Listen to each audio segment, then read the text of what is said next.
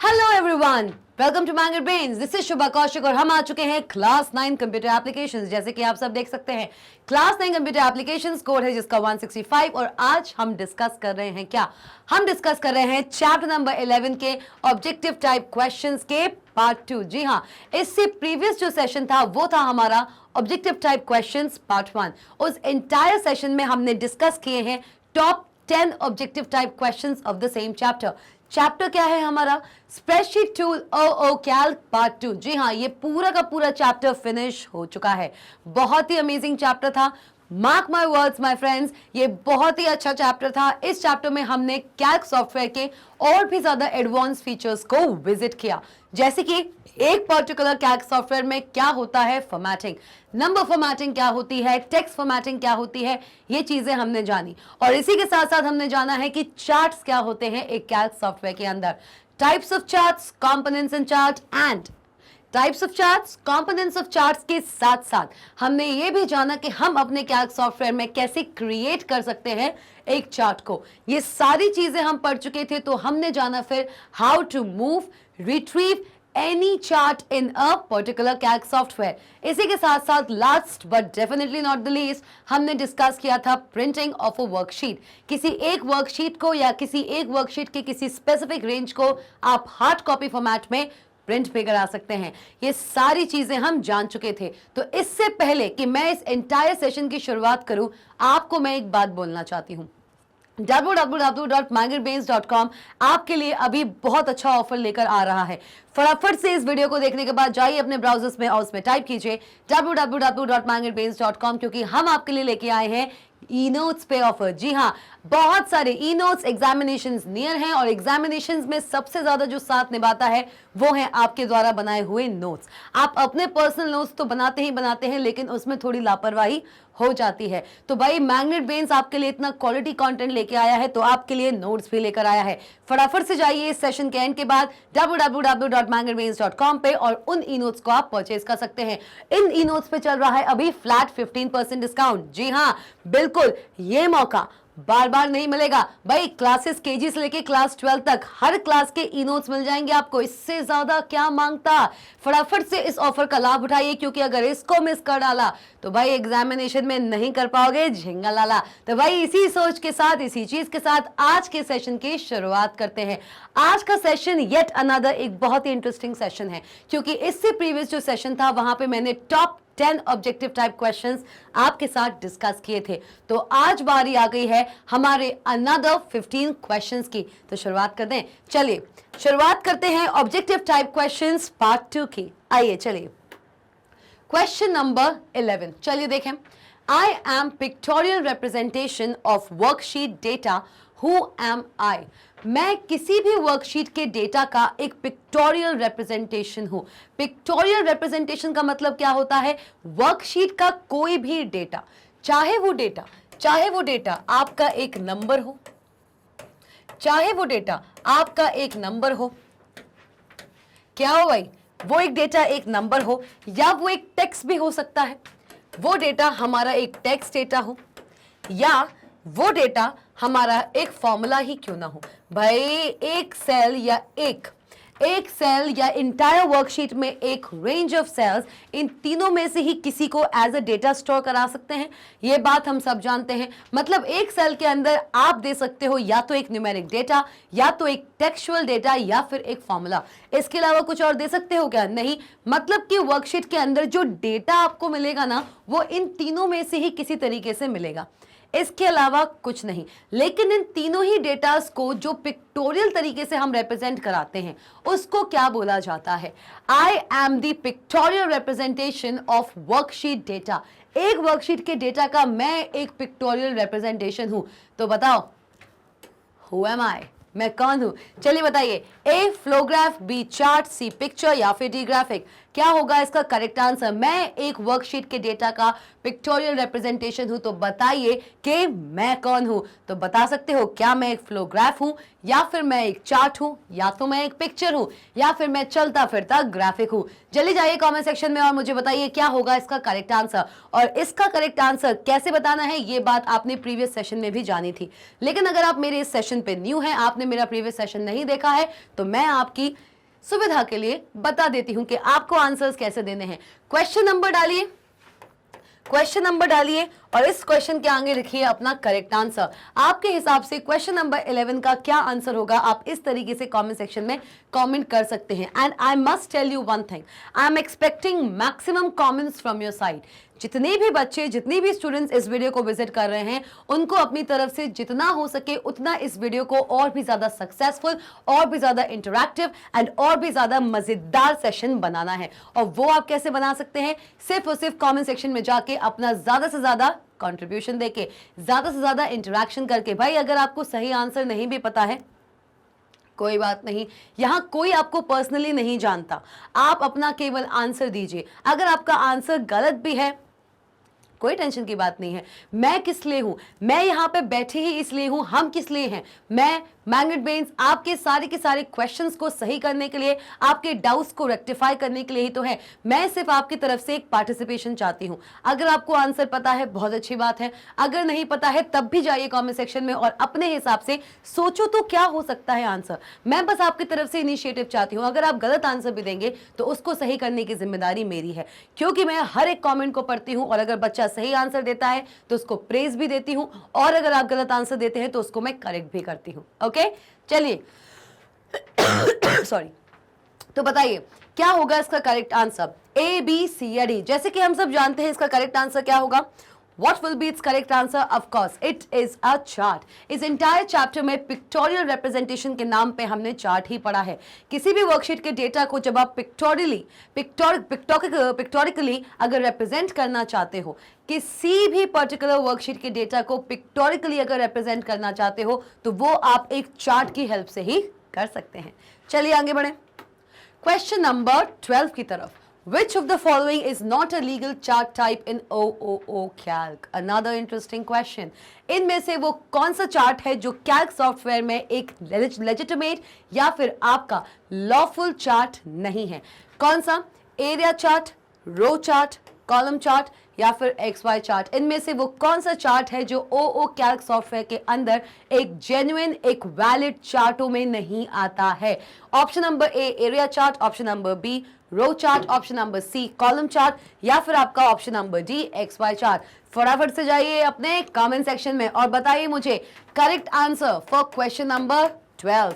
12th question के लिए correct answer क्या होगा, ए बी सी या D? What will be the correct answer? चलिए जल्दी से बताइए मुझे, ए बी सी या डी। जैसे कि आप सब जानते हैं हमारे कैल्क सॉफ्टवेयर में होते हैं 10 चार्ट्स। कौन कौन से? एरिया चार्ट, तो भाई ये तो हो नहीं सकता। लाइन चार्ट, चलिए ठीक है। Bar chart, okay. Column chart, तो भाई ये भी नहीं हो सकता। पाई चार्ट, ठीक है। डोनट चार्ट, XY चार्ट, ठीक है। तो बचा क्या? रो चार्ट। भाई OO कैल्क के अंदर रो चार्ट नाम का कोई भी चार्ट नहीं होता है। एक पर्टिकुलर कैल्क सॉफ्टवेयर के अंदर रो चार्ट नाम का कोई भी चार्ट नहीं होता है। भाई डोनट चार्ट, XY या फिर scatter chart, net chart, stock chart या फिर आपका कॉलम एंड लाइन चार्ट। हमारे कैल्क सॉफ्टवेयर के अंदर टोटल 10 टाइप के चार्ट्स होते हैं जो आपने अपने चैप्टर नंबर 11 में बहुत ही डिटेल्ड तरीके से पढ़े हुए हैं ऑलरेडी। चलिए तो करेक्ट आंसर क्या होगा? What will be the correct answer? There is no such thing as row chart in the OOO calc, that is openoffice.org calc software. चलिए आइए क्वेश्चन नंबर 13। आइए, a dash is a graphical representation of worksheet data.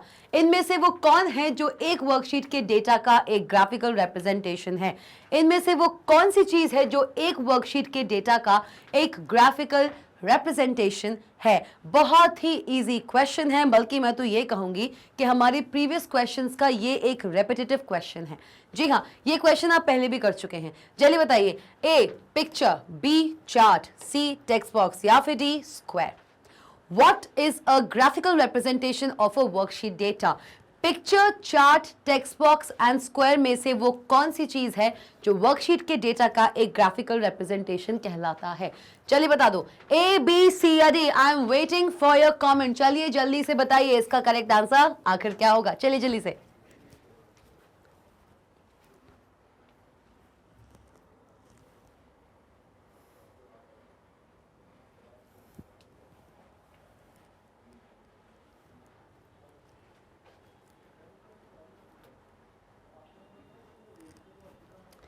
हाँ जी, तो क्या बताया क्या होगा इसका करेक्ट आंसर? जी हाँ, हम जानते हैं ना, देखते हैं क्या होगा इसका correct answer. Of course it is a chart. एक वर्कशीट के डेटा को पिक्टोरिकली जो रिप्रेजेंट करता है या ग्राफिकली जो रिप्रेजेंट करता है वो एक चार्ट ही तो होता है। पिक्चर कहां से आ गया? टेक्स्ट बॉक्स तो सीन में ही नहीं है, और स्क्वायर की तो बात ही मत करो। इन तीनों ही चीजों को हमने यहां पर पढ़ा ही नहीं है। तो चार्ट ही होता है एक graphical representation of the worksheets data. एक वर्कशीट का चाहे कोई भी डेटा हो, चाहे कोई एक न्यूमेरिक डेटा हो या फिर एक टेक्सचुअल डेटा हो, किसी भी पर्टिकुलर वर्कशीट के एक डेटा का ग्राफिकल रिप्रेजेंटेशन हमेशा एक चार्ट ही कहलाएगा बंधु, और कुछ नहीं। चलिए आइए क्वेश्चन नंबर 14 की तरफ आइए। In dash chart, only one data series can be plotted. Very good question. इसमें से वो कौन सा चार्ट है जिसमें सिर्फ और सिर्फ एक डेटा सीरीज ही प्लॉट हो सकती है? Very good. Column chart, area chart, pie chart या फिर रो चार्ट? देखो, इसको मैं एक बहुत अच्छी बात बोलूं, रो चार्ट तो चला ही जाएगा, क्योंकि अभी हमने क्वेश्चन किया कि रो चार्ट नाम का कोई चार्ट ही नहीं होता है ओ कैल्क में, तो ऑप्शन नंबर डी तो यहाँ पे खत्म हो गया। ठीक है, अब मुझे इन तीनों चार्ट्स में से बताना है कि इनमें से वो कौन सा चार्ट है जो किसी एक डेटा सीरीज को ही प्लॉट करता है, किसी सिंगल डेटा सीरीज को। क्या वो एक कॉलम चार्ट है, क्या वो एक एरिया चार्ट है, या फिर वो एक पाई चार्ट है? बताइए मुझे इसका सही आंसर। थोड़ा सा ट्रिकी है लेकिन इम्पॉसिबल नहीं। थोड़ा सा दिमाग लगाने की जरूरत है कि इनमें से वो कौन सा चार्ट है जो किसी एक single data series, only one data series, जो किसी एक सिंगल डेटा सीरीज को प्लॉट करने में हेल्प करता है। What is that chart that allows only one data series to be plotted? Area, column या फिर पाए? भैया जल्दी जल्दी बताइए कमेंट सेक्शन में जाइए और अपने अपने तकाजे लगाइए। अगर आपको लगता है कि आपको सही आंसर पता है तो बिल्कुल विदाउट एनी हेजिटेशन आप जाइए कमेंट सेक्शन में और अपना आंसर वहां पे पोस्ट कर सकते हैं। पोस्ट कैसे करना है आप सब जानते हैं, question number 14 and your correct answer. और अगर आपको लगता है कि आप थोड़े बहुत भी कंफ्यूज हैं तो भाई अपना कंफ्यूजन दिखाने की भी एक ही जगह है और वो है आपका कमेंट सेक्शन। किसी दो ऑप्शंस में अगर आप यहाँ कंफ्यूज भी हैं उसके बावजूद भी आप अपने आंसर्स वहां दे सकते हैं। दो ऑप्शंस में कंफ्यूजन है तो वो दोनों ही ऑप्शंस आप वहां दे सकते हैं। मैं यहाँ पे हूं ना, मैंगर ब्रेन्स आपका है ना, हम आपकी कंफ्यूजन दूर करेंगे। चलिए भाई, क्लियर? चलिए, सो the correct answer is pie chart. बिल्कुल सही, पाई चार्ट ही वो चार्ट होता है जो किसी एक सिंगल डेटा सीरीज को रिप्रेजेंट करता है। ऐसा क्यों है, क्या आप जानते हैं? बताइए हमारे कमेंट सेक्शन में। चलिए जल्दी से बताइए। हाँ जी, तो क्यों होता है एक पाई चार्ट? वो चार्ट जो रिप्रेजेंट करता है किसी एक सिंगल डेटा सीरीज को। एरिया चार्ट और कॉलम चार्ट को हमने यहाँ पे सही आंसर्स के रूप में टिक क्यों नहीं किया? देखिए, कॉलम चार्ट में एक डेटा को अगर आप रिप्रेजेंट कराना चाहते हो तो कॉलम चार्ट के अंदर आप मल्टीपल डेटा सीरीज को रिप्रेजेंट करा सकते हैं। कैसे? हमने एक एग्जाम्पल किया था जब मैं अलग से क्वेश्चंस लेके आई थी। मैं उम्मीद कर रही हूं कि वो वाला जो सेशन है वो आपने देखा होगा, जहां पे मैंने pie chart and bar chart को लेके आपको अमेजिंग क्वेश्चंस कराए हैं। मैं एक वीडियो लेकर आई हूं आप सबके सामने जहां पे क्वेश्चंस ऑन बार चार्ट्स। अगर वो वीडियो आपने पहले से देख लिया है तो आप मेरी बात को समझ जाएंगे, लेकिन आपने अभी तक उस वीडियो को विजिट नहीं किया है या फिर अभी तक अपलोड नहीं हुआ है तो आगे अगर आप उस वीडियो को कभी भी देखेंगे तो आपको मेरी ये बात वहां से रेफर हो जाएगी। देखिए, कॉलम चार्ट के अंदर आप जब भी किसी भी डेटा को रिप्रेजेंट करने की कोशिश करते हैं, सपोज अगर मैंने यहाँ पे लिख दिया कि मेरे पास है 3 कॉलम्स एंड 3 रो का एक रेंज। मेरे पास 3 कॉलम्स एंड 3 रो का एक रेंज है। यहाँ पे मैं रिप्रेजेंट कर रही हूँ किसको? 2 स्टूडेंट्स के नेम्स को। ठीक है मैम, यहाँ पे स्टूडेंट्स के नेम को मैं यहाँ पे रिप्रेजेंट करूँ। चलो 3 बना लेते हैं। 3 बना ली क्या, या 2 ही बनाते हैं? चलिए, अमित एंड अंजलि। मेरी क्लास में 2 स्टूडेंट्स हैं।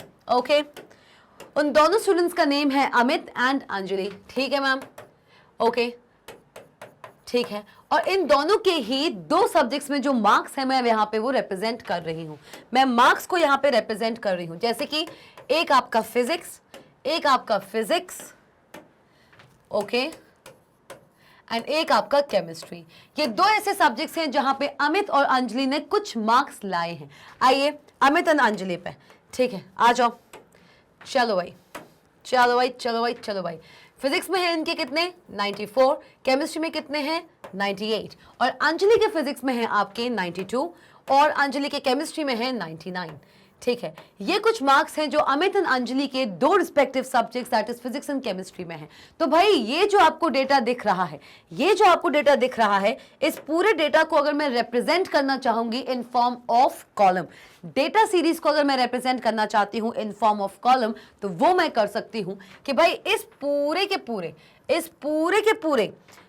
पूरे डेटा में हमको दो डेटा सीरीज देखने को मिल रही हैं। कौन कौन सी डेटा सीरीज? मुझे दो डेटा सीरीज देखने को मिल रही हैं, this is and this is, this one and this one, मतलब कि data series 1 and this is data series 2। अगर मैं कॉलम में डेटा सीरीज को यहां पे कंसिडर करूं, जब मैंने creating a chart in Calc पढ़ाया था तो उसमें मैंने एक एग्जांपल आपको करके दिखाया था, जहां पे चार्ट विजार्ड डायलॉग बॉक्स में अगर आप किसी भी सिलेक्टेड रेंज में डेटा सीरीज को एज अ रो कंसिडर करते हैं तो क्या सिनेरियो होगा, और किसी भी पर्टिकुलर सिलेक्टेड रेंज में डेटा सीरीज एज कॉलम्स अगर सिलेक्ट करते हैं तो क्या मंजर होगा।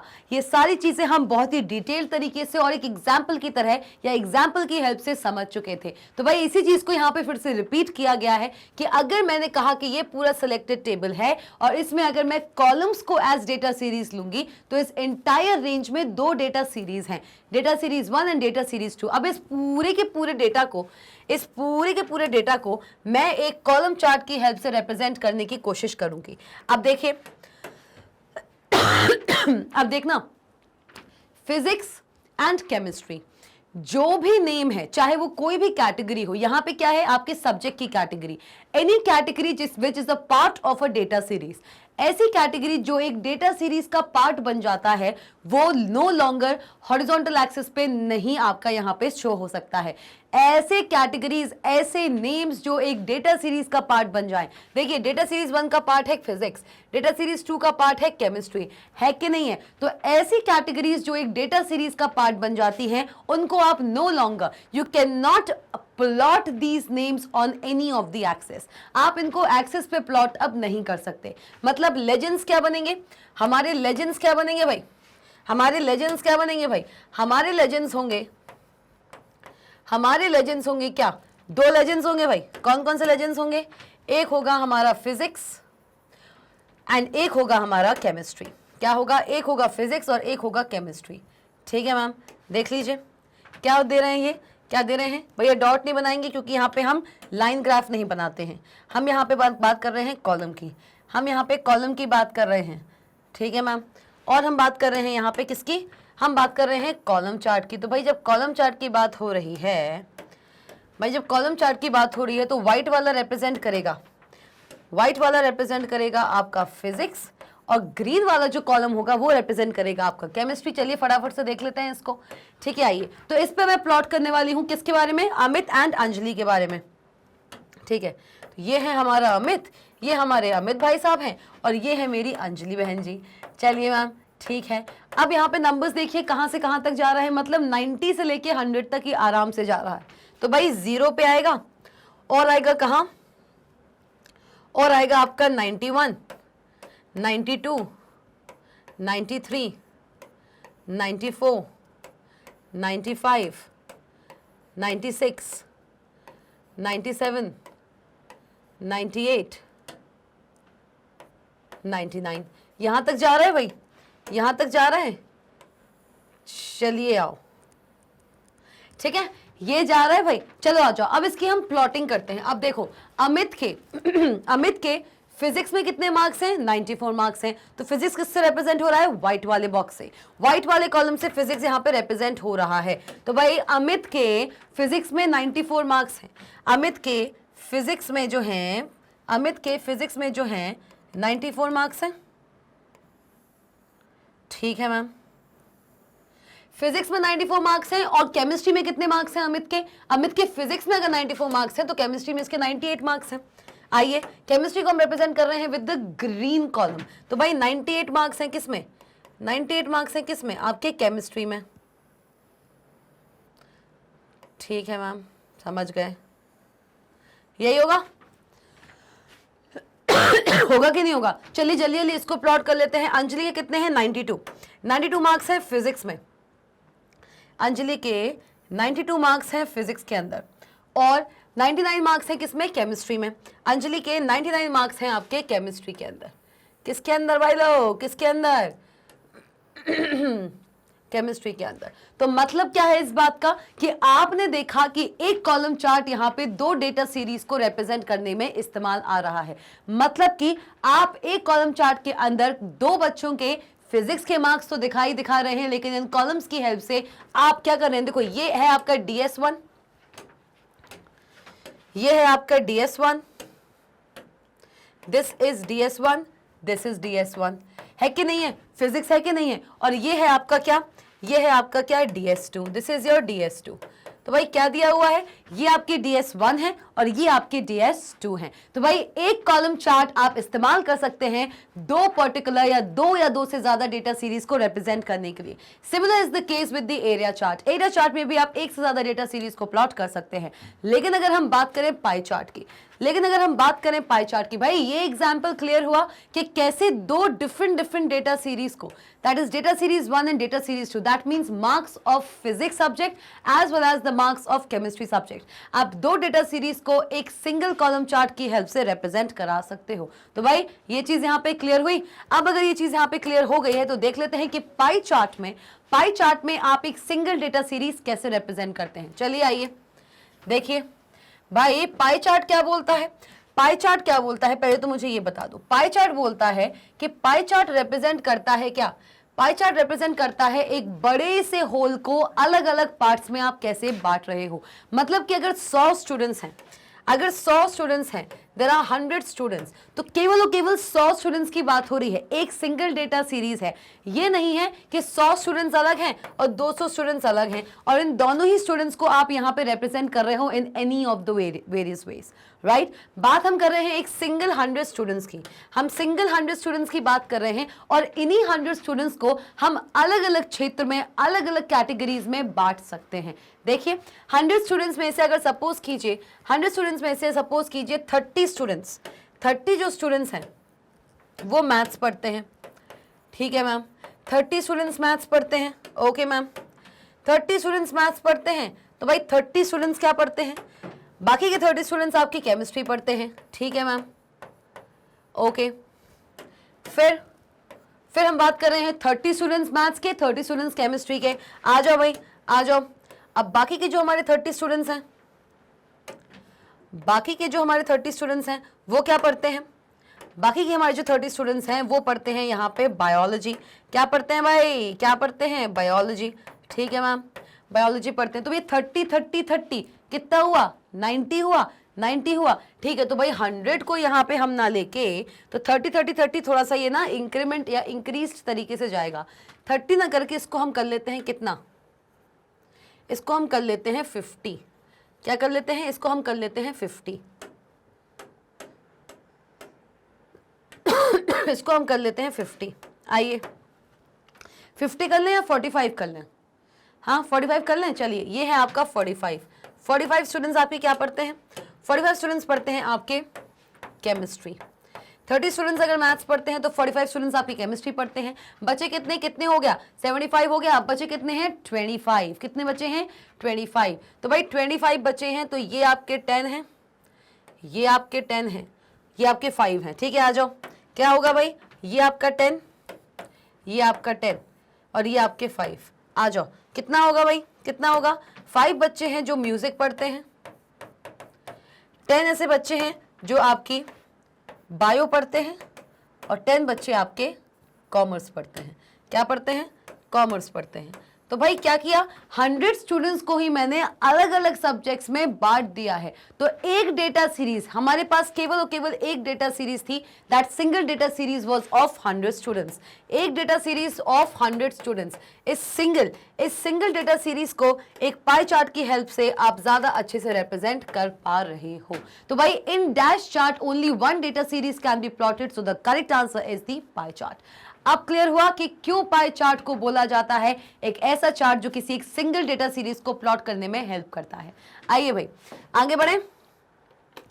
चलो, अ chart placed in a worksheet is called a dash chart. एक वर्कशीट के अंदर आप कोई भी चार्ट अगर बनाते हैं, प्लेस करते हैं, क्या करते हैं, एक वर्कशीट के अंदर आप कोई भी चार्ट प्लेस करते हैं, क्या करते हैं, प्लेस करते हैं। प्लेस का यहां पे मतलब क्या है, प्लेस का यहां पे मतलब क्या है, प्लेस करने का मतलब है एक वर्कशीट के अंदर जब आप कोई भी एक चार्ट क्या करते हैं, क्रिएट करते हैं, तो उसको क्या बोला जाता है, क्या बोला जाता है, inside chart, outside chart, embedded chart या फिर शीट चार्ट। ये आंसर्स तो मुझे सबसे चाहिए। अगर आपने मेरे प्रीवियस सेशंस देखे हैं, अगर आपने मेरे प्रीवियस कोई एक भी सेशन देखा है ना, तो इस क्वेश्चन का आंसर आप बिल्कुल दे सकते हैं। आपने कोई भी सेशन देखा हो चार्ट्स के ऊपर, चाहे वो टाइप्स ऑफ चार्ट्स हो, चाहे वो आपके कंपोनेंट्स ऑफ चार्ट हो, चाहे वो आपका क्रिएटिंग अ चार्ट के तीनों पार्ट्स में से कोई भी एक पार्ट हो, आपने इन सब के सब लेक्चर्स में से किसी एक लेक्चर को भी अगर अटेंड किया होगा ना, ये क्वेश्चन आप यूं चुटकी बजाते हुए आंसर दोगे इस क्वेश्चन का। बिल्कुल कमेंट सेक्शन में जाइए और बताइए मुझे इस क्वेश्चन का आंसर क्या होगा कि एक कैल्क सॉफ्टवेयर के अंदर जो वर्कशीट होता है, उस वर्कशीट में जब हम चार्ट लिखते हैं, चार्ट को प्लेस करते हैं, एक वर्कशीट के अंदर जब मैं एक चार्ट क्रिएट करती हूं, तो वो चार्ट एक इनसाइड, आउटसाइड, एम्बेडेड या फिर शीट चार्ट कहलाता है। क्या कहलाता है? Is it answer A, B, C या डी? अपने आंसर्स को कैसे बताना है बिल्कुल पता है आपको। क्वेश्चन नंबर 15 लिखिए और यहाँ पे करेक्ट आंसर अपने हिसाब से आप लिख सकते हैं। बाकी आपकी इंफॉर्मेशन के लिए मैं बता देती हूं करेक्ट आंसर क्या होगा। Obviously this is C, embedded chart. हम सब जानते हैं कि कैल्क सॉफ्टवेयर के अंदर हम जब भी एक चार्ट बनाएंगे वो हमेशा एम्बेडेड फॉर्मेट में ही होता है। इसका मतलब क्या है? एम्बेडेड का मतलब क्या होता है बंधु? क्या होता है एम्बेडेड का मतलब? एम्बेडेड का मतलब होता है the data, the source data plus the chart, that is the embedded chart. Chart नहीं कहेंगे हम, इसको एम्बेडेड चार्ट कहेंगे। ठीक, एम्बेडेड चार्ट एंड प्लस कोई भी एडिशनल इंफॉर्मेशन अगर आप देना चाहें तो दिस इज टोटली ऑप्शनल। ये टोटली ऑप्शनल होता है। अगर आप देना चाहें तो दे सकते हैं, नहीं देना चाहें तो नहीं भी दीजिए, कोई ऐसी बात नहीं। तो भाई एक वर्कशीट में ये तीनों चीजें आती हैं। एक वर्कशीट में the source data, the embedded chart and the additional information lies on a single worksheet. ये तीनों ही चीजें एक वर्कशीट में लाई करती हैं। ये तीनों ही चीजें भाई, ये तीनों ही चीजें किसके अंदर लाई कर रही हैं? ये तीनों ही चीजें एक सिंगल वर्कशीट में लाई करती हैं। तभी भाई इसके अंदर जो भी चार्ट बनता है, एक वर्कशीट जहां पे सोर्स डेटा भी होगा, जिस पर्टिकुलर डेटा को रिप्रेजेंट किया जा रहा है एक चार्ट की हेल्प से, वो डेटा भी वही है, उसका चार्ट भी वही है, और उस डेटा और उस चार्ट से एसोसिएटेड अगर कोई एक एडिशनल इंफॉर्मेशन है तो वो भी एक ही वर्कशीट पे दिख रहा है। तो इसीलिए इस काइंड के चार्ट को हम एम्बेडेड चार्ट कहते हैं। अलग से एक वर्कशीट में केवल चार्ट हो ये पॉसिबल नहीं है कैल्क सॉफ्टवेयर के अंदर। एक अकेला वर्कशीट जो अपने साथ सिर्फ एक चार्ट रखता हो, ना ही एक सोर्स डेटा और ना ही एडिशनल इंफॉर्मेशन, ऐसी वर्कशीट कहलाती है एक चार्ट शीट, जो कि कैल्क सॉफ्टवेयर के अंदर पॉसिबल नहीं। ये आपको एक्सेल के अंदर जरूर मिल जाएगा। एक्सेल के अंदर एम्बेडेड चार्ट का भी कॉन्सेप्ट है, एज वेल एज आप एक्सेल सॉफ्टवेयर के अंदर अलग से एक वर्कशीट टोटली डेडिकेटली बना सकते हैं एक चार्ट के लिए। उसमें चार्ट के अलावा कोई अदर चीज नहीं होगी। क्लियर हुआ? और अगर इसके बारे में और भी ज्यादा आप इंफॉर्मेशन चाहते हैं तो आपको पता है कि आपको रेफर करना है मेरी प्रीवियस वीडियोस। जी हाँ, आप मेरी प्रीवियस वीडियोस को रेफर कर सकते हैं। वहां पे आपको ये चीज बहुत अच्छे से क्लियर हो जाएगी कि कैसे एक कैल्क सॉफ्टवेयर और एक एक्सेल के बीच में इस पर्टिकुलर चार्ट का क्रिएशन किस तरीके से डिफरेंस लाता है। ओके, चलिए आगे बढ़े। आइए क्वेश्चन नंबर 16 की तरफ आइए। A dash chart shows the relationship of parts to a whole. बहुत ही अमेजिंग क्वेश्चन है। क्या बोल रहा है? ऐसा कौन सा चार्ट है जो बताता है अलग अलग पार्ट्स का, समझना, अलग अलग पार्ट्स का एक पूरे होल से रिलेशनशिप? कौन सा चार्ट है? एरिया चार्ट है, एम्बेडेड चार्ट है, रो चार्ट है, या फिर है आपका स्टैक्ड कॉलम और स्टैक्ड बार? अब भाई इसका आंसर मुझे आपसे चाहिए है। आपने अगर मेरे प्रीवियस वीडियोस नहीं देखे हैं तो आप इस क्वेश्चन को सॉल्व नहीं कर सकते। ये मेरा चैलेंज है, ये मेरा ओपन चैलेंज है। अगर आप इस पूरे के पूरे चार्ट कॉन्सेप्ट को चाहे मेरी वीडियो से या प्रीवियस किसी भी अदर की वीडियो से, अगर आपने टाइप्स ऑफ चार्ट्स नहीं पढ़े हैं तो इस क्वेश्चन को आप सॉल्व कर ही नहीं पाओगे, बिल्कुल नहीं कर पाओगे, क्योंकि इसके लिए टाइप्स ऑफ चार्ट्स को डिटेल में पढ़ना बहुत इंपॉर्टेंट है। और वो स्टूडेंट्स जिन्होंने डेडिकेटली फोकस्ड तरीके से मेरे वीडियो को देखा है वो चुटकी बजाते ही इस क्वेश्चन को आसानी से सॉल्व कर सकते हैं। वो भी एक पॉइंट पे थोड़ा सा अटकेंगे, लेकिन तब भी अगर थोड़ा सा लॉजिक लगाओगे ना आप लोग, थोड़ा सा लॉजिक लगाओगे, आप करेक्ट आंसर तक पहुंच जाओगे। भाई इनमें से वो कौन सा चार्ट है जो रिलेशनशिप शो करता है? वो कौन सा चार्ट है जो रिलेशनशिप शो करता है अलग अलग पार्ट्स का एक सिंगल पूरी एक यूनिटी से या एंटिटी से? मतलब कि अगर 100 दिया हुआ है, अगर 100 दिया हुआ है तो इस 100 को मैं 4 पार्ट्स में अगर तोड़ूं, इस 100 को अगर मैं 4 पार्ट्स में तोड़ूं तो कैसे कैसे पार्ट जाएंगे? 25, 25, 25 एंड 25, ऐसे तो जाएगा। तभी तो होता है कि भाई 25 इंटू 4 करोगे तो कितना आएगा? 25 इंटू 4 करोगे कितना आएगा? 100 ही तो आएगा भाई, 100 ही तो आएगा। क्या बात है इसकी? बात यह है कि एक बड़े से होल की, एक अगर मेरे पास 100 स्टूडेंट्स दिए हुए हैं, अगर मेरे पास 100 स्टूडेंट्स दिए हुए हैं तो इन 100 स्टूडेंट्स को हम 25, 25, 25 में तोड़ सकते हैं। सॉरी, क्वेश्चन क्या बोल रहा है? इनमें से वो कौन सा चार्ट है जो इस चीज को फुलफिल कराता है? अगर आप इसका आंसर जानते हैं तो आपको पता है आपको क्या करना है। कमेंट सेक्शन में जाइए और बताइए इस क्वेश्चन का करेक्ट आंसर क्या होगा। चलिए बताइए जल्दी से, चलिए भाई। हाँ जी, तो कौन सा चार्ट है जो शो करता है relationships of parts to a single entity? जैसे कि मैंने आपको बताया है कि 100 ये आपको दिख रहा है 100 को कौन रिप्रेजेंट कर सकता है? 100 अगर आपकी एक यूनिट है, उसको अगर 4 कैटेगरीज में आप बांटना चाहते हो तो 25, 25, 25, 25 करके आप इस सिंगल होल एंटिटी को अलग अलग पार्ट्स में बांट सकते हो। तो यही लिखा हुआ है, the chart that shows the relationship of parts to a whole, that means to a single entity.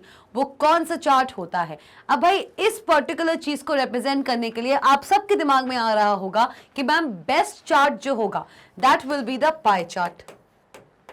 ये बात आपकी गलत नहीं, ये बात आपकी गलत नहीं।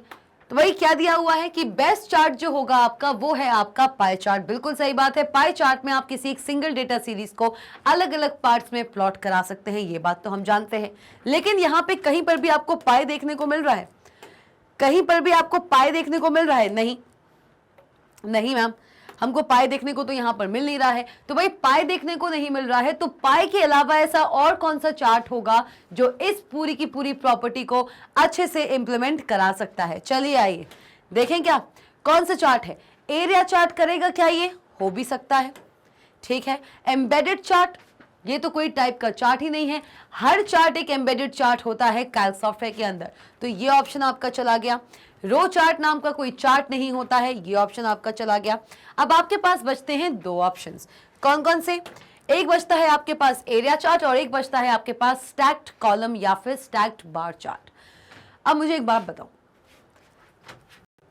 एरिया चार्ट की अगर मैं बात करूं, अगर मैं एरिया चार्ट की बात करूं तो एरिया चार्ट में हम क्या करते हैं? XYZ अगर मैंने यहाँ पे कुछ भी लिख दिया, अगर मैंने यहाँ पे कुछ भी लिख दिया और यहाँ पे मैंने कोई भी वैल्यूज बना दी, चलिए बनाइए 2, 4, 6, 8, 10, कोई भी वैल्यूज मैंने यहाँ पे बना दी है। तो करते क्या है हम? करते क्या है भाई? होगा क्या? होगा सिर्फ इतना कि आप एरिया चार्ट जब बनाते हैं तो कुछ ऐसे बनता है, कुछ ऐसे बनता है आपका एरिया चार्ट। बनता है कि नहीं बनता है भाई लोग? देखो जरा, देखो जरा ध्यान से। तो क्या हो रहा है इसमें?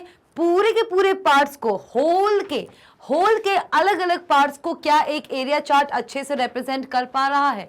नहीं, बिल्कुल नहीं मैम, ऐसे कैसे पता चलेगा कि एक सिंगल एंटिटी को एरिया चार्ट अच्छे से यहाँ पे एक्सप्लेन कर पा रहा है? बिल्कुल सही बात है। तो भाई बचता क्या है? बचता क्या है हमारे पास? बचता है हमारा last option, that is stacked column और स्टैक्ड बार। अब मैम स्टैक्ड कॉलम और स्टैक्ड बार में कैसे एक सिंगल एंटिटी के मल्टीपल पार्ट्स का रिलेशनशिप एक सिंगल एंटिटी के साथ हम कैसे रिप्रेजेंट कर सकते हैं? The relationship of various parts of a single entity is mentioned using the stacked column और स्टैक्ड बार। देखो पाई चार्ट तो by far the best chart माना जाता है एक होल एंटिटी के अलग अलग पार्ट्स के रिलेशनशिप को रिप्रेजेंट करने के लिए। लेकिन अगर हमारे पास पाई चार्ट ऑप्शन में नहीं है तो पाई चार्ट के बाद जो चार्ट आता है जो एक सिंगल एंटिटी का अपने अलग अलग पार्ट्स के साथ जो रिलेशनशिप है उसको रिप्रेजेंट करने में सबसे ज्यादा यूज होगा वो है आपका स्टैक्ड कॉलम या फिर स्टैक्ड बार चार्ट। कैसे होता है स्टैक्ड कॉलम भाई? कैसे होता है भाई? अगर मैंने यहाँ पे अमित लिखा है, अगर मैंने यहाँ पे अमित लिखा है और यहाँ लिख दिया है 0, यहाँ लिख दिया है 2, 4, 6, 8, तो भाई सपोज करो अमित के पास जून के महीने में लेजेंड बना लें क्या? चलिए मैम लेजेंड्स बना लेते हैं। यहाँ पे हम यहाँ पे लेजेंड्स बना लेते हैं। लेजेंड्स क्या बोल रहे हैं? लेजेंड्स क्या बोल रहे हैं भाई? यहाँ पे मैं 3 चीजों के बारे में रिप्रेजेंट करने वाली हूँ। I am gonna represent about 3 things.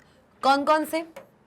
एक येलो से, एक वाइट से और एक रेड से। चलिए आइए कि भाई अगर हम जून की बात करें तो जून के महीने में अमित के पास कितनी पॉकेट मनी थी? अगस्त की बात करें तो अमित के पास कितनी पॉकेट मनी थी? और अगर अगस्त की बात करें तो कितनी पॉकेट मनी थी भाई? जून की बात करें तो कितनी पॉकेट मनी थी? अगस्त की बात करें तो कितनी पॉकेट मनी थी? अगर इस बारे में हम बात करना चाहते हैं, इस चीज को हम रिप्रेजेंट करना चाहते हैं तो कैसे रिप्रेजेंट होगा? कैसे रिप्रेजेंट होगा? जून, अगस्त एंड अक्टूबर, ये 3 महीने हैं जिनके इन 3 महीनों में अमित के पास कितनी कितनी पॉकेट मनी रही है। अगर हम ये रिप्रेजेंट करना चाहते हैं तो भाई मैंने क्या कहा कि भाई टोटल सपोज करो कि अमित के पास अक्टूबर महीने के बाद कितनी पॉकेट मनी है। चलिए मैम देख लेते हैं। इसको 4 ना करके हम करेंगे 40, इसको 20, इसको 60 और इसको 80। आइए तो भाई अक्टूबर आते आते या अक्टूबर के बाद आफ्टर अक्टूबर अमित के पास कितनी पॉकेट मनी है? पता कितनी पॉकेट मनी है? चलिए देखते हैं। 140 अमित के पास बचती है या अमित के पास है 140 पॉकेट मनी। ठीक है मैम, अब आ जाइए। ये आपका एक होल एंटिटी है। क्या है? ये आपकी एक होल एंटिटी है। इस होल एंटिटी को मुझे 3 महीनों में अलग अलग तरीके से दिखाना है। कैसे होगा? अमित जी यहाँ पे बैठे हैं। हाँ जी मैम बैठे हुए हैं, कोई टेंशन की बात नहीं, अमित जी को बैठे रहने दो। जून का जो महीना है, जून के महीने में अमित की जो पॉकेट मनी थी वो थी आपकी, अमित की जो पॉकेट मनी थी वो थी आपकी कौन सी? अमित की पॉकेट मनी जो थी वो थी आपकी 20। कितनी थी भाई? कितनी थी? अमित की पॉकेट मनी थी 20। कितनी थी? 20। ठीक है मैम, इतना आ गया। स्टैक्ड क्या बोलता है कि एक ही कॉलम में सारे के सारे लेजेंड्स को हम यहाँ पे रिप्रेजेंट करेंगे। हर एक लेजेंड के लिए अलग से एक कॉलम बनाने की आवश्यकता नहीं है, क्योंकि कॉलम चार्ट आपको अलाउ करता है to represent more than 1 data series in a single chart. तो मल्टीपल कॉलम्स बन सकते हैं, एक सिलेक्टेड रेंज में X number of data series हो सकती है, तो आपका चार्ट और भी ज्यादा कॉम्प्लेक्स हो सकता है। इस चीज को रेक्टिफाई करने के लिए अपने कॉलम चार्ट या बार चार्ट की जो कॉम्प्लेक्सिटी है उसको इंक्रीज करने के लिए और जो प्रॉब्लम है उसको डिक्रीज करने के लिए, चार्ट को ज्यादा कॉम्प्लेक्स ना दिखाते हुए हम क्या करेंगे, हम एक ही कॉलम में अलग अलग लेजेंड्स को यहाँ पे रिप्रेजेंट करने की कोशिश करते हैं। और जहां पे हम एक ही कॉलम में अलग अलग लेजेंड्स अलग अलग कलर्स की हेल्प से रिप्रेजेंट करते हैं तो वो कॉलम चार्ट अब एक नॉर्मल कॉलम चार्ट नहीं रह जाता है, वही कॉलम चार्ट अब एक स्टैक्ड कॉलम चार्ट बन जाता है। चलिए देखें क्या। तो भाई अमित ने क्या किया, अमित की जून महीने की जो पॉकेट मनी है वो 20 रुपीज थी। ठीक है मैम, जून महीने की जो पॉकेट मनी है वो 20 रुपीज थी। अगस्त महीने की जो उसकी पॉकेट मनी है, अगस्त महीने की जो उसकी पॉकेट मनी है वो 40 हो गई। ठीक, मान ली। और अक्टूबर महीने की जो उसकी पॉकेट मनी है, अक्टूबर महीने की जो उसकी पॉकेट मनी है वो हो गई आपकी 80। कितनी हो गई भाई? वो कितनी हो गई भाई? वो हो गई आपकी 80। मतलब क्या हुआ? मतलब क्या हुआ? तो भाई मतलब ये हुआ कि जून के महीने में उसको मिली थी कितने रुपए? जून के महीने में उसको मिले थे 20 रुपीज। अगस्त में कितने मिले हैं? 40 रुपीज। और अल्टीमेटली अक्टूबर आते आते उसके पास 80 रुपए और आ चुके हैं। तो भाई 20 प्लस 40 प्लस 80 कर दो, कितना हुआ? 20 प्लस 40 60, 60 प्लस 80 इज 140। तो भाई कितना आ गया? कितना आ गया भाई? टोटल जो उसके पास अभी पॉकेट मनी अवेलेबल है वो 140 है। मतलब एक सिंगल पॉकेट मनी को अगर मैं अलग अलग पार्ट्स में दिखाना चाहूं तो मैं स्टैक्ड कॉलम चार्ट या फिर स्टैक्ड बार चार्ट की हेल्प से यही काम परफॉर्म कर सकती हूं। क्लियर हुआ भाई? सबसे अच्छा जो चार्ट होता है अलग अलग पार्ट्स का अपनी सिंगल होल एंटिटी के साथ रिलेशनशिप शो करने के लिए, तो वो बाय फार आपका एक पाई चार्ट ही होता है। पाई चार्ट को कोई भी टक्कर नहीं दे सकता। लेकिन अगर पाई चार्ट आपके पास नहीं है तो उसका एक सबऑर्डिनेट की तरह, एक ऑल्टरनेटिव की तरह स्टैक्ड कॉलम या स्टैक्ड बार चार्ट भी इस्तेमाल में लाया जा सकता है। क्लियर हुआ? To show the relationship among parts with the whole entity. So the correct answer is option number D. चलिए आइए क्वेश्चन नंबर 17 की तरफ चलते हैं। Scatter chart is also known as dash chart. ये बात आप सब जानते हैं भाई। इसका आंसर बहुत ही ईजी है। जल्दी से आइए कमेंट सेक्शन में और बताइए मुझे क्या होगा। स्कैटर चार्ट को हम और कौन सा चार्ट कहते हैं? Area chart, column chart, X Y chart या फिर बाय चार्ट? बिल्कुल जाइए कमेंट सेक्शन में और बताइए भाई। अगर आपने मेरा टाइप्स ऑफ चार्ट्स वाला वीडियो देखा है तो ये आंसर आपके लिए देना इतना कठिन नहीं होगा। लेकिन अगर आपने टाइप्स ऑफ चार्ट्स नहीं पढ़े हैं तो यही क्वेश्चन आपके लिए बहुत ज्यादा कॉम्प्लेक्स साबित होने वाला है, क्योंकि आपने स्कैटर चार्ट का नाम भी नहीं सुना है। Scatter chart is also known as what kind of chart? जी हाँ, जल्दी बताइए। Of course, this is also known as the XY chart. Scatter chart को आप XY चार्ट भी कहते हो। और ऐसा क्यों है? क्योंकि स्कैटर चार्ट कह लो या फिर XY चार्ट कह लो, इस चार्ट के अंदर आप क्या करते हैं? आप कोऑर्डिनेट्स बनाते हैं। एक्स एक्सिस पे वैल्यूज रहती हैं, वाई एक्सिस पे भी वैल्यूज रहती हैं। अब यहाँ पे एक एक्सिस पे कैटेगरी और एक एक्सिस पे वैल्यू नहीं है, दोनों ही एक्सिस पे वैल्यूज रहती हैं और वो दोनों ही वैल्यूज आप प्लॉट करते हैं अपने ग्राफ में। मतलब कि ऐसा चार्ट जहां पे आपको मिलता है एक एक्स वाई कोऑर्डिनेट।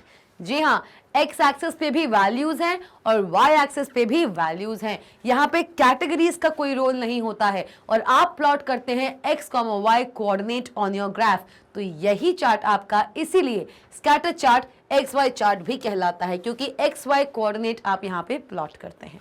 क्लियर हुआ? चलिए आगे बढ़े क्वेश्चन नंबर 18 की तरफ आइए। A dash is a graph that is used for comparing changes in data over a period of time. बहुत ही अच्छा क्वेश्चन है ये। क्वेश्चन अगर आपने मेरा प्रीवियस सेशन अटेंड किया है, that is objective type questions part 1, तो ये क्वेश्चन आप बहुत आसानी से आंसर करोगे। चलिए आइए। A dash is a graph, इनमें से वो कौन सा चार्ट है जो कि ऐसा ग्राफ है that is used for comparing changes in data over a period of time. Time के साथ साथ डेटा में क्या चेंज आया है, एक पर्टिकुलर डेटा में समय के साथ साथ क्या चेंज आया है, इस चीज को रिप्रेजेंट कराने के लिए इनमें से कौन सा चार्ट दी बेस्ट चार्ट माना जाता है? बताओ जल्दी से। Line chart, area chart, scattered chart या एम्बेडेड चार्ट? अगर आपने मेरा प्रीवियस सेशन अटेंड किया है, मैं बार बार कह रही हूं, इसका आंसर देना आपके लिए मुश्किल नहीं होगा। आप सब जानते होंगे इस पर्टिकुलर क्वेश्चन का answer. Of course line chart. Line chart ही वो चार्ट होता है जिसमें आप किसी भी डेटा में समय के साथ साथ क्या चेंज आया है उसको इजीली रिप्रेजेंट कर सकते हैं। भाई जैसे एग्जांपल भी मैंने अपने प्रीवियस सेशन में लिया था, एक एग्जांपल हम यहाँ पे ले लेते हैं। हम वही एग्जांपल लेते हैं कि चलो आ जाओ, तब हमने न्यू दिल्ली की बात की थी, आज हम भोपाल की बात करते हैं। आइए, भोपाल शहर में जो तापमान है, भोपाल शहर में जो तापमान है 2020 से हम बात कर रहे हैं भोपाल सिटी की। I am talking about the Bhopal city. Talking about the Bhopal city. भाई भोपाल सिटी के अंदर जो आपका टेम्परेचर है, भोपाल सिटी के अंदर जो टेम्परेचर है उसने कितनी गिरावट या कितना उठाव देखा है अपकमिंग या प्रीवियस ईयर्स में, नॉट अपकमिंग, प्रीवियस ईयर्स में। जैसे कि अगर हम 2020 की बात करें, अगर हम 2021 की बात करें, अगर हम 2022 की बात करें, भाई 3 साल हैं, इन तीनों सालों में आपका जो भोपाल सिटी है उसने कितना चेंज देखा है, आइए बताते हैं, आइए बताते हैं। और जो टेम्परेचर होता है किसमें, टेम्परेचर में, और यहाँ पे हम डिग्री सेंटीग्रेड में बात करेंगे। आपका जो टेम्परेचर है वो कितना सेल्सियस रहा हर एक साल, ये रिप्रेजेंट किया जाता है। आ जाओ, चलिए देखें, 25, 35, 45। तो भाई ये हमारे कुछ टेम्परेचर्स हैं जो भोपाल सिटी के हर एक ईयर में देखने को हमें मिले, और ये जो टेम्परेचर्स हैं ये वो है मेरे डिग्री सेल्सियस में मुझे देखने को मिल रहे हैं। भाई यहाँ पे हम बात कर रहे हैं, हम यहाँ पे बात करने वाले हैं एवरेज टेम्परेचर की। 2020, 2021 एंड 2022 में भोपाल शहर ने कितना एवरेज टेम्परेचर देखा। आइए भाई, अगर मैं आपसे कह दूं कि 2020 में जो भोपाल का एवरेज टेम्परेचर था, मान के चलो भोपाल का ईयर 2020 में जो एवरेज टेम्परेचर था वो था आपका 35 डिग्री सेंटीग्रेड। ठीक है मैम, बात मान ली। 2021 में आते आते यही टेम्परेचर आपका 25 डिग्री सेंटीग्रेड हो गया, मतलब कि गिरावट देखी। और 2022 में यही टेम्परेचर भोपाल सिटी का एवरेज टेम्परेचर इसका 45 था। तो भाई देख रहे हो क्या देखने को मिल रहा है, यहाँ पे एक पैटर्न देखने को मिल रहा है। क्या पैटर्न देखने को मिल रहा है, ये है आपका लाइन ग्राफ। क्या पैटर्न देखने को मिल रहा है भाई, पैटर्न ये देखने को मिल रहा है कि 2020 से 2022 के बीच में समय के साथ साथ एवरेज टेम्परेचर या एवरेज टेम्परेचर है जो एक सिटी का एवरेज टेम्परेचर है उसने क्या चेंज देखा। क्वेश्चन क्या है, that is use for comparing the changes in data, कि भाई डेटा क्या है आपका, degree centigrade temperature. Bhopal city का किसी भी साल का एवरेज टेम्परेचर 2020 से 2022 के बीच में इसने इतना सारा चेंज देखा है। पहले जहां पे 35 डिग्री सेंटीग्रेड था 2021 आते आते वो आपका 25 पे डाउन हुआ, फिर 25 से सीधा उसने छलांग मारी 45 पे। क्या देखने को मिल रहा है, चेंजेस इन डेटा, आपके डेटा में change over a period of time. क्या टाइम है, 21 से 20 से 22 तक का, 3 साल के अंदर अंदर आपके टेम्परेचर में एक्चुअल में क्या चेंज आया, ये आप एक लाइन ग्राफ की हेल्प से बहुत अच्छी तरीके से रिप्रेजेंट कर पा रहे हो। क्लियर हुआ, तो ये है आपका correct answer. Line chart is the chart that shows the changes of data over a period of time. आइए क्वेश्चन नंबर 19 की तरफ। Small boxes around a part of a chart that indicates that it is selected. अरे बहुत अच्छे, किसी भी chart को जब हम सिलेक्ट करते हैं, देखो कुछ भी अगर हमें काम कराना है, किसी चार्ट को अगर मुझे मूव कराना है, किसी चार्ट को अगर मुझे डिलीट करना है, या किसी भी चार्ट को मुझे रिट्रीव करना है, तो उस पूरे सिनारियो में मुझे उस चार्ट को सबसे पहले सिलेक्ट करना पड़ेगा। और चार्ट को जब हम सिलेक्ट करते हैं तो किसी भी चीज़ को आप सिलेक्ट करते हो, नॉट ओनली चार्ट, अगर आप किसी सेल को भी सिलेक्ट करते हो उसके अगल बगल एक ब्लू लाइन बन के आती है, और उस ब्लू लाइन में होते हैं कुछ छोटे छोटे बॉक्सेस होते हैं। तो भाई एक चार्ट को भी जब आप सेलेक्ट करते हो तो उस चार्ट के सिलेक्शन लाइन पे जो कि एक ब्लू लाइन है उसमें भी होते हैं छोटे छोटे बॉक्सेस, और वो छोटे छोटे बॉक्सेस क्या रिप्रेजेंट करते हैं ये बताना है। Small boxes around a part of a chart that indicates that it is selected are called, क्या कहलाते हैं वो, स्मॉल स्मॉल बॉक्सेस। मतलब अगर ये मेरा एक चार्ट है, बना दिया मैंने एक चार्ट, क्या दिक्कत है, एक चार्ट बना दिया मैंने, कोई समस्या नहीं, क्या दिक्कत है। ये मेरा एक पूरा पूरा कॉलम चार्ट चल रहा है, मान के चलो मैंने इसको सिलेक्ट कर लिया, तो भाई जब भी किसी चार्ट को सिलेक्ट करोगे उसके अगल बगल एक ब्लू कलर की लाइन बनती है जो बताता है कि ये चार्ट सिलेक्टेड है। और इस पर्टिकुलर चार्ट पे जो ब्लू कलर की लाइन है इस लाइन पे ना कुछ बॉक्सेस भी होते हैं, इसके चारों तरफ कुछ बॉक्सेस होते हैं, चारों कोनों में कुछ बॉक्सेस होते हैं। Depending upon the type of chart आपके वो बॉक्सेस चारों कोनों में तो होते ही होते हैं, प्लस ये आपके सेंटर में भी आ सकते हैं। हर बॉर्डर के सेंटर पे भी ये बॉक्सेस आ सकते हैं। तो भाई इन बॉक्सेस का नाम बताना है। ये बॉक्सेस क्या कहलाते हैं? The boxes those appears, the square boxes those appears on the selection line whenever you select any chart. क्या होगा भाई? इन बॉक्सेस को आप क्या पॉइंट्स कहते हैं? इन बॉक्सेस को क्या आप हैंडल्स कहते हैं, बॉर्डर कहते हैं, या फिर डॉट्स कहते हैं? जल्दी बताइए, आपको इसका आंसर पता है? बिल्कुल पता है। जाइए कमेंट सेक्शन में और मुझे बताइए कि क्या होगा इसका करेक्ट आंसर। ये छोटे छोटे जो हमारे स्क्वायर बॉक्सेस हैं, जिन पे अपने माउस पॉइंटर को ले जाके आप अपने चार्ट की साइज को increase as well as decrease कर सकते हैं, मतलब कि रीसाइजिंग कर सकते हैं अपने सिलेक्टेड चार्ट का। तो ये जो बॉक्सेस हैं ये क्या कहलाते हैं बंधु? जल्दी जल्दी आंसर चाहिए कमेंट सेक्शन में। भाई क्या कहलाएंगे, क्या कहलाएंगे भाई, क्या कहलाएंगे ये बॉक्सेस? मैम तो ड्राइंग करने लग गई। मैम ड्राइंग नहीं कर रही हैं, आपके आंसर का वेट कर रही हैं। जल्दी जाइए कमेंट सेक्शन में और बताइए मुझे, क्योंकि मैं तो बता ही दूंगी। मैं चाहती हूं कि आप भी अपनी तरफ से एक इनिशिएटिव लें। चलिए भाई, क्या आंसर है? क्या आंसर है? Of course they are known as handles. ये जो हमारा सिलेक्शन बार होता है, सिलेक्शन जो हमारा पूरा एरिया होता है, सिलेक्शन लाइन होती है, सिलेक्शन बॉर्डर होता है, इस पे जो छोटे छोटे बॉक्सेस आपको देखने को मिलते हैं, जिस पे अपने माउस पॉइंटर को ले जाके आप अपने सिलेक्टेड चार्ट या सिलेक्टेड सेल के साइज को इंक्रीज या डिक्रीज कर सकते हैं। दो small squares all over the selected line is known as the handles. इनको हम हैंडल्स कहते हैं। क्लियर? चलिए भाई आगे बढ़ ले इसी बात पे। आइए क्वेश्चन नंबर 20 पे। When the chart appears on the same worksheet, अच्छी बात है, और ये होता है, एक ही वर्कशीट पे चार्ट आता है, ठीक है। When the chart appears on the same worksheet as the data, it is called a or an।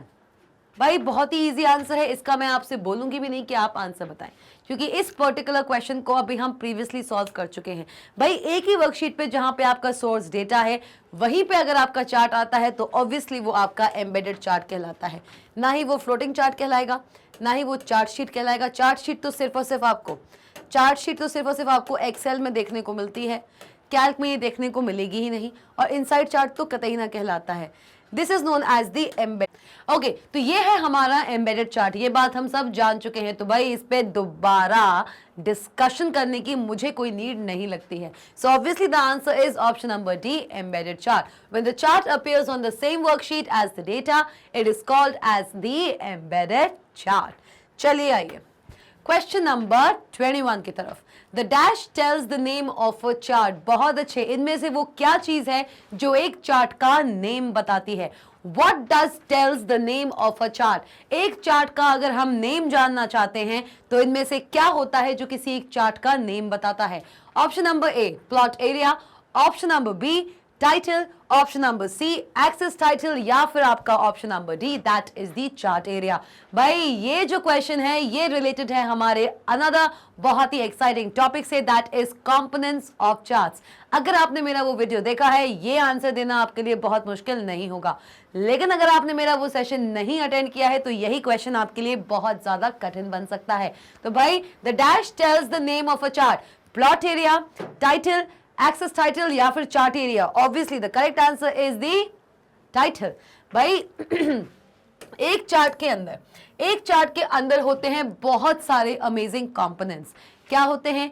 Plot area, chart area, axes titles and title, जिसमें से टाइटल बताता है आपके चार्ट का टाइटल। ये ऊपर होता है, मेजर केसेस में जो चार्ट का टाइटल होता है वो ऊपर लिखा जाता है। जैसे कि मैंने एक चार्ट बनाया, वो है ऐसा चार्ट जो रिप्रेजेंट करता है sales done by a company. एक पर्टिकुलर ईयर्स में एक कंपनी द्वारा किए गए सेल्स के बारे में जो इंफॉर्मेशन है वो आपको इस चार्ट से मिल जाएगी। तो भाई जो एक चार्ट किसी एक डेटा को रिप्रेजेंट करेगा और वो डेटा किस चीज के बारे में है, ये अगर आप बताना चाहते हैं तो हर चार्ट का होता है एक टाइटल जो बताता है कि ये चार्ट किस चीज को रिप्रेजेंट कर रहा है। The chart which will be here, the chart which will be represented here will tell the sales made by the company in the past 5 years or 10 years। तो भाई यही होता है टाइटल, वो कंपोनेंट होता है किसी भी चार्ट का जो रिप्रेजेंट करता है the name of the given chart. चलिए, very good very good very good. जिन्होंने भी मेरा वो सेशन देखा था उनके लिए क्वेश्चन बहुत ही इजी था। A dash shows how the total number is broken down into individual parts. इनमें से वो कौन सा चार्ट है जो बताता है कि कैसे एक सिंगल नंबर को आप मल्टीपल इंडिविजुअल पार्ट्स में तोड़ सकते हैं? तो without any further ado, area chart तो होगा नहीं, चार्ट तो भाई कुछ है ही नहीं, और बार चार्ट भी नहीं होगा। कौन सा बचा भाई? पाई चार्ट ही वो चार्ट होता है जो रिप्रेजेंट करता है कि कैसे एक सिंगल एंटिटी को आप मल्टीपल इंडिविजुअल एंटिटीज में ब्रेक डाउन कर सकते हैं, डिकम्पोज कर सकते हैं। So the correct answer is option number C. भाई वही क्वेश्चंस हैं, घुमा फिरा के आपसे वही पूछ लिया गया है। आइए, a graph that compares pieces of data using vertical stacks. भाई बहुत अच्छे, ऐसा चार्ट, ऐसा ग्राफ जो कंपैरिजन परफॉर्म कराता है। सबसे पहले तो ये देखिए, वर्टिकल स्टैक्स की बात हो रही है। किसकी बात हो रही है? स्टैक्स की। और हम सब जानते हैं स्टैक्स केवल दो चार्ट्स में पाया जाता है, या तो स्टैक्ड कॉलम चार्ट होता है या फिर आपका स्टैक्ड बार चार्ट होता है। तो भाई एरिया चार्ट तो अब सीन में आएगा नहीं, और आपका पाई चार्ट भी सीन में नहीं आएगा। स्टैक्ड चार्ट नाम का कोई कॉन्सेप्ट ही नहीं होता है। तो हमारे पास बचा है क्या? Column chart.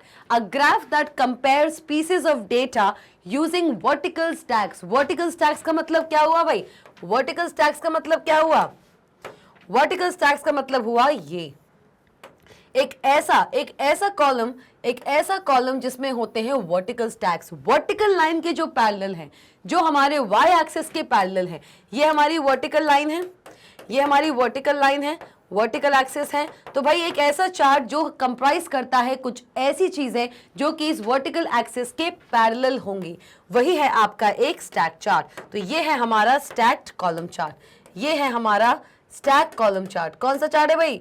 कौन सा चार्ट है? ये हमारा एक स्टैक्ड कॉलम चार्ट है, स्टैक्ड कॉलम चार्ट है भाई। चलिए मैम, बहुत अच्छे। तो भाई ये हमारा स्टैक्ड कॉलम चार्ट है जो कि पैरेलल होता है वर्टिकल एक्सिस के, दैट मींस वाई एक्सिस के। So this is the column chart. Clear हुआ? The correct answer is option number D. आइए, question number 24। A dash is the key to a chart. Okay, it tells what colour or pattern corresponds to a specific piece of data। बहुत अच्छे भाई, इस question को समझाओ मुझे, आपको समझाना है कि भाई इनमें से वो कौन सी चीज है जो किसी भी चार्ट की एक की तरह रिप्रेजेंट होती है। इनमें से वो कौन सी चीज है जो किसी भी चार्ट के एक की तरह रिप्रेजेंट होती है।